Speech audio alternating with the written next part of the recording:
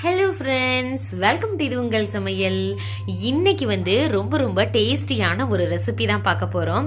அப்படியே ஒரு நான்வெஜ் டேஸ்ட்டில் கத்திரிக்காயில் கிடைச்சா எப்படி இருக்கும் அந்த மாதிரி ஒரு டேஸ்ட்டு தான்.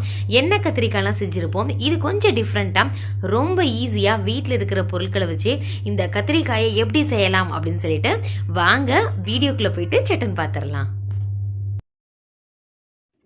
ஃபஸ்ட்டு இதுக்கு ஒரு மசாலா அரைச்சிக்கலாம்.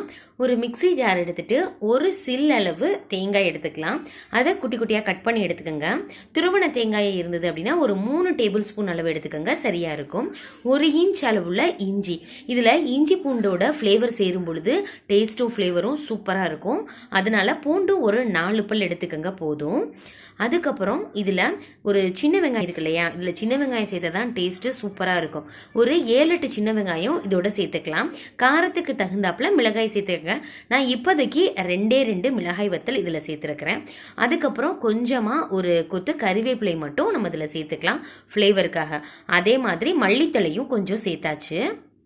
இது நல்ல ஃப்ளேவர் கொடுக்கும். இதெல்லாம் நீங்கள் சேர்க்கும் பொழுது டேஸ்ட்டும் நல்லாயிருக்கும். மஞ்சள் தூளும் இதில் நம்ம சேர்த்துக்கலாம். அதுக்கப்புறம் சீரகம் 1/2 டீஸ்பூன் சேர்த்துக்கோங்க. சோம்பும் அதே அளவு நம்ம சேர்த்துட்டோம் அப்படின்னா நல்ல ஃப்ளேவர் கொடுக்கும். சீரகத்தை விட கொஞ்சம் கூட 1/2 டீஸ்பூன் சீரகம் சேர்த்திங்க அப்படின்னா 1 டீஸ்பூன் சோம்பு சேர்த்திங்கன்னா கரெக்டாக இருக்கும். அப்புறம் தனியா இருக்கு இல்லையா, மல்லி, வரமல்லி, அது 1 டீஸ்பூன் சேர்த்துக்கலாம். இதை எல்லாத்தையும் சேர்த்து தண்ணி கொஞ்சமாக சேர்த்து நல்லா திக்காக இருக்கிற மாதிரி மிக்சி ஜாரில் நல்லா இந்த மாதிரி அரைச்சி வச்சுக்கோங்க. இன்னும் நம்ம உப்பு சேர்க்கலாம். உப்பு சேர்த்துட்டு நீங்க ஒரு சுத்து சுத்திட்டீங்க அப்படின்னா பெர்ஃபெக்டான மசாலா ரெடி ஆயிருச்சு. ஒரு பெரிய பவுலில் தண்ணி எடுத்துக்கலாம். அதில் உப்பு சேர்த்துட்டு கத்திரிக்காயை இந்த மாதிரி கட் பண்ணி எடுத்துக்கோங்க. 4 கட் பண்ணி நம்ம உள்ளே பார்த்தோம் அப்படின்னா பூச்சி ஏதாவது இருந்துச்சு அப்படின்னா தெரிஞ்சிடும். காம்பு நீங்கள் ஃபுல்லாக கட் பண்ணிடக்கூடாது, கொஞ்சம் இருக்கிற மாதிரி கட் பண்ணிக்கோங்க. பெரிய கத்திரிக்காய் இருந்துச்சுன்னா நீங்கள் இந்த மாதிரி கூட கட் பண்ணிக்கலாம். இப்போ தண்ணியில் போட்டால் தான் கருத்துராமல் இருக்கும். இப்போ நம்ம மசாலா அரைச்சோம் இல்லையா, அந்த மசாலாவுடைய பேஸ்ட்டை நம்ம இதில் சேர்த்துக்கலாம். நம்ம ரொம்ப தண்ணியாட்டம் அரைச்சிட்டோம் அப்படின்னா உங்களுக்கு அந்த அளவுக்கு உள்ளே ஒட்டாது. அதனால கொஞ்சம் திக்கா இருக்கிற மாதிரி பார்த்துக்கோங்க. இப்போ பாருங்களேன், மசாலா பேஸ்ட் இவ்வளோ தடவுனதுக்கு அப்புறம் இவ்வளோ மிச்சம் இருக்கு.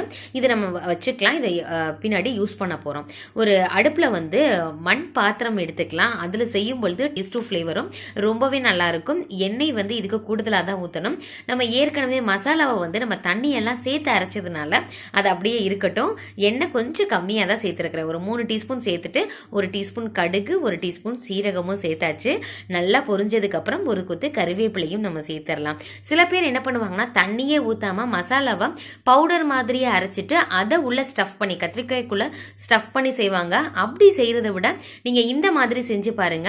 நான் காரம் ரொம்ப கம்மியாக தான் சேர்த்துருக்கிறேன். குட்டீஸ் எல்லாம் சாப்பிடணும் அப்படின்றதுக்காக நீங்க இதுல 4-5 வத்தல் கூட சேர்த்துக்கலாம். நல்லா ஸ்பைசியா செம்மையா இருக்கும். இப்போ எண்ணெயிலேயே இது நம்ம என்ன பண்ண போறோம்னா நல்லா வதக்க போறோம். நம்ம சேர்த்த மசாலா எக்ஸஸா இருந்துச்சு இல்லையா மிக்சி ஜார்ல, அதையும் இது மேல சேர்த்துருங்க. சேர்த்துட்டு லைட்டாக பிரட்டி விடுங்க. இப்போ நல்ல ஸ்கின் பாருங்க நல்லா திக்கா இருக்கிற மாதிரி இருக்கும். பாத்திரம் நல்லா ஹீட் ஆகுறதுனால நம்ம திருப்பி விட பாருங்களேன், கத்திரிக்காய் நல்லா சுருங்கிரும். ஏன்னா உள்ள நம்ம மசாலா வச்சிருக்கோம். கொஞ்ச நேரத்திலேயே சுருங்கிரும். நல்லா வெந்ததுக்கு அப்புறம் ஸ்கின் லைட்டா தனியா கலந்துட்டு வந்துருங்க. பாருங்களேன், இப்போ நல்லா நம்ம கட் பண்ண கத்திரிக்காய் நல்லா க்ளோஸ் ஆகிருக்கு பார்த்தீங்களா.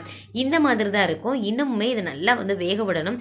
ரொம்ப இதுக்கு தண்ணி சேர்க்கணும் அப்படின்னு அவசியம் இல்லை. என்ன சேர்த்துருக்கிறோம், நீங்க சப்போஸ் அரைக்கும் பொழுது தண்ணியே சேர்க்காம பவுடர் மாதிரியே அரைச்சிங்க அப்படின்னா எண்ணெய் ரொம்ப கூடுதலாக சேர்க்கிற மாதிரி இருக்கும். நான் மிக்சி ஜாரில் மட்டும் ஒட்டி இருந்துச்சு இல்லையா, அதில் கொஞ்சமாக ஒரு 1/4 டம்ளர் தண்ணி மட்டும் சேர்த்து நம்ம சேர்த்துட்டோம் அப்படின்னா அப்படியே வேக வேக அந்த மசாலாலேயே கத்திரிக்காய் வேகும் பொழுது டேஸ்ட்டு வேற லெவலில் இருக்கும்.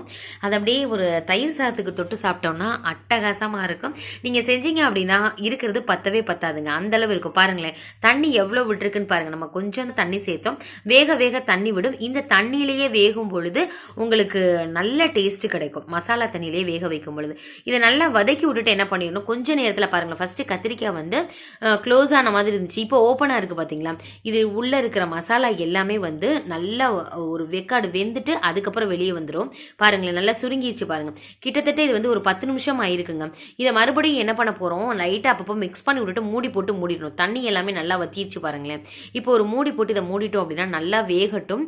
அப்படியே நம்ம கரண்டியால் அந்த கத்திரிக்காயை லைட்டாக அழுத்தி விட்டாலே நல்லா வந்து ப்ரெஸ் ஆகி அப்படியே உடஞ்சி போகணும், அந்த அளவுக்கு இது வேகணும். அப்போ தான் டேஸ்ட்டு சூப்பராக இருக்கும். பாருங்களேன், கலர் நல்லா சேஞ்ச் ஆகிருச்சு. கத்திரிக்காய் சூப்பராக ரெடி ஆயிடுச்சு. சைஸ் வந்து பாருங்களேன், நல்லா வந்து குட்டி ஆயிடுச்சு பாருங்கள். இந்த மாதிரி இருக்கணுங்க. உங்களுக்கு இந்த கிரேவி வந்து செமி கிரேவியாக வேணும் அப்படின்னா லோ ஃப்ளேமில் விட்டு அமுத்தி விட்டுறலாம். இல்லை நல்லா ட்ரையாக வேணும்னா நல்லா ஹை ஃப்ளேமில் விட்டு ஒரு 2 நிமிஷத்துக்கு மிக்ஸ் பண்ணி விட்டுட்டே இருந்தீங்க அப்படின்னா சூப்பராக ரெடி ஆயிரும். இப்போ நல்லா ரெடி ஆயிடுச்சு. இதை வந்து ஒரு மிக்சிங் பவுலுக்கு ட்ரான்ஸ்ஃபர் பண்ணிடலாம்.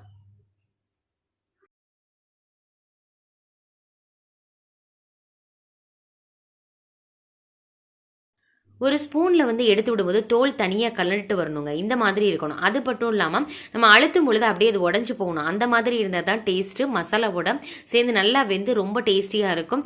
பவுலுக்கும் ட்ரான்ஸ்ஃபர் பண்ணியாச்சு. பார்க்கும் பொழுதே சூப்பராக இருக்குது. டேஸ்ட்டும் அட்டகாசமாக இருக்கும். நீங்களும் இதே மாதிரியே ட்ரை பண்ணி பாருங்கள். எல்லா சாதத்து கூடயுமே இது மேட்ச் ஆகும். சும்மாவே சாப்பிடலாம். அந்தளவுக்கு ரொம்ப டேஸ்டியான இந்த கத்திரிக்காவை நீங்களும் செஞ்சு பாருங்கள். இது வந்து ஒயிட் கலர் அப்படி இல்லை, எல்லா வகை கத்திரிக்காயிலையுமே செய்யலாம். செஞ்சு பார்த்துட்டு எப்படி இருந்துச்சு அப்படின்னு சொல்லிட்டு கமெண்ட் பண்ணுங்கள். உங்கள் ஃப்ரெண்ட்ஸ் அண்ட் ரிலேட்டிவ்ஸ் கூட ஷேர் பண்ணுங்கள்.